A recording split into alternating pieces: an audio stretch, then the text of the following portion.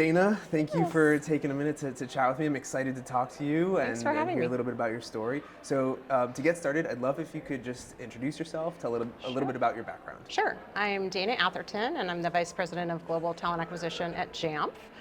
We are based out of Minneapolis, but I work remote out of Southern California in Orange County, and we have about close to 3,000 employees globally.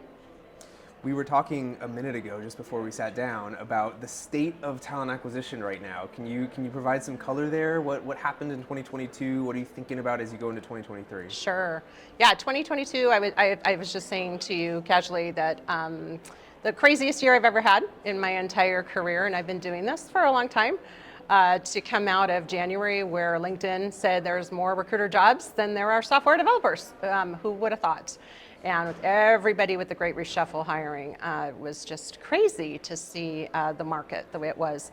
And then to, of course, have the economic headwinds happening to where we are at now, the tech industry going through some major layoffs, and a lot of those are impacted our talent acquisition professionals. So it is a crazy ride to think in just a year, and I likened it, maybe my SoCal native, to a wave that has been happening, yeah. Yeah, the wave analogy makes a The lot of wave, sense. yes, yes. So, as you think about 2023 and the year ahead, given kind of the volatility that we've had over the last year, what are some of the priorities that you have in your role leading talent acquisition? Yeah, I actually came in July. Jamf had hired a new chief people officer in May, and we had a couple of VPs come in, one diversity, equity, inclusion, belonging, one over business partnerships, and then myself leading TA. So actually within a month, just with the timing, I was putting together a 3-year roadmap for TA. So got right in there. There's a lot of transformation happening as this company continues to experience hyper growth. You know, this year maybe not quite as much as last year, but we do have a journey ahead of us that we're all marching towards. So, you know, establishing certain initiatives and pillars within TA, of course, diversity being one at the forefront. So in partnership with the woman who came in to lead the overall strategy of the company in DEIB, I'm leading diversity recruiting, and what's that going to look like aligned to that. Jamf didn't really have a sourcing strategy when I came in, so putting the infrastructure and also the strategy of that foundation of perpetual evergreen recruiting and sourcers, and you know, what does that workflow look like? That's our other pillar we're working on right now. And then just transforming systems and processes, and you know, taking a look at all of that, metrics, talent acquisition metrics, and then just also data that we want to influence with, and then pushing the limit with consultative recruiting. So we do have a combination of some senior folks, but also some junior folks, and just career pathing them and really being seen as those talent advisors within the organization, pushing that. And then employer branding, kind of re-authenticating our brand, because we've had a couple of acquisitions in the security space, so it's time to kind of re-authenticate that. And those are the things that we're kind of focused on now. Well, you mentioned consultative Yes. recruiting. Yes. Can you expand on what that means and maybe why it's different from traditional recruiting? Yeah, I think, you know, in the past, there's been so much of these, you know, intake meetings I've changed to kick off. So we don't have the order taker behavior. It's like, you want fries with that, hiring manager? It's really, you know, kind of going into these kickoff meetings where it's like you're leading this meeting, right? You are the advisor. You're helping the hiring manager think on many different levels. So you're talking about the sourcing strategy. You're talking about the pipeline. You're talking about the diversification of that pipeline and the funnel. You're talking about interview slates and talking with them about how diverse their interview slates are, or are they not? Is there a gap there? You're talking about skill gaps on their team. You know, really looking at what are the skills for this role that you want to go out and hire for. Talking about the whole process, looking at assessments or any particular gaps, bringing data to the table. So being that subject matter expert, understanding your talent market, bringing that data forward and saying, hey, you might be asking for something that we might want to take a look at. How many of these people actually exist? Where can we look at where these skills might, occupy other than just this particular region? Or so there's, it's really leading that whole conversation through the whole life cycle of the hiring. So if I'm understanding correctly, the consultative recruiting is actually an internally focused, being consultative internally with their hiring manager peers. Yes. How does that translate to the candidate experience and what's happening externally in terms of how recruiters are reaching out to the market? Yeah, I think it translates to that because you're also that guide for that individual that's looking. I always remind my team, you are in a purposeful profession. I think it was ERE several years ago that I went and they had done a survey and said, what are the top 5 most purposeful professions? Well, you think doctor, you think nurse, you think, and recruiter was like number 3. And I always remind them that at the end of the day, sometimes you may think that it's this high pressure, could be thankless job. Remind yourself what you impacted today. You're impacting the business, hiring the talent to the right mission, and you're impacting somebody's life because clearly over the last couple of years, it's been hard enough. And then to make a job shift in this current state is not easy. So there's oftentimes that they're being consultative with the individuals themselves too. Yeah, that resonates in terms of you're having a huge impact. It almost it almost relates to me like a real estate agent in a certain way. Right. It doesn't seem like there's this deeper purpose, but really there is. There is. One of the things that I think is always kind of ever present to me, but especially when we come to these types of conferences, is just the quantity of data that companies have access to today that they could be thinking about. How do you think about data in terms of talent acquisition so that it's not overwhelming and you're actually able to separate signal from noise?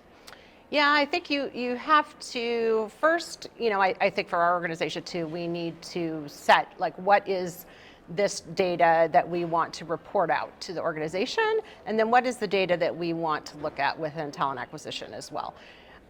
We're still going through this as far as modifying this report that goes out to the organization where it's not, our systems aren't synced. So it's you have your ATS that's feeding when the hires are coming in, you've got your HCM, and then you've got even for sales, we watch, kind of our quota bearing reps as we hire them, and that's not aligned either. So it's kind of, you kind of have to all come together and agree what are the most important metrics and data that we want to report out to the organization, what's important for us to influence within TA. So it's using that external market data, it's using the internal data as we're looking at, kind of what goals we're trying to achieve.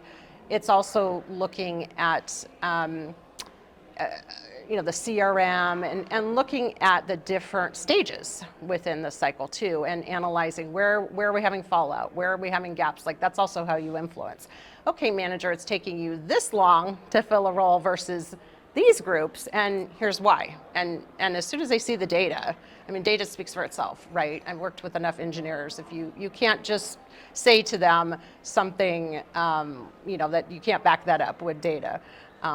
So I think that's really, at the core is an agreement all around within the organization of what you want to measure. One of the topics that's come up a lot in these conversations that we've had here this week is around diversity hiring and building a diverse talent pool.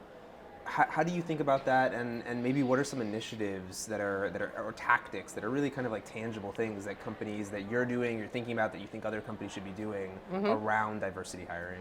Yeah, I think first, when we're looking at the overall strategy within the organization, is we have to be honest. We have to be, that's very much part of our culture, is to be transparent and honest about where we're at. Where's our current state with this? We've done a lot of good work with ERGs, we've done a lot of things here, but are we at the future state where we need to be? No.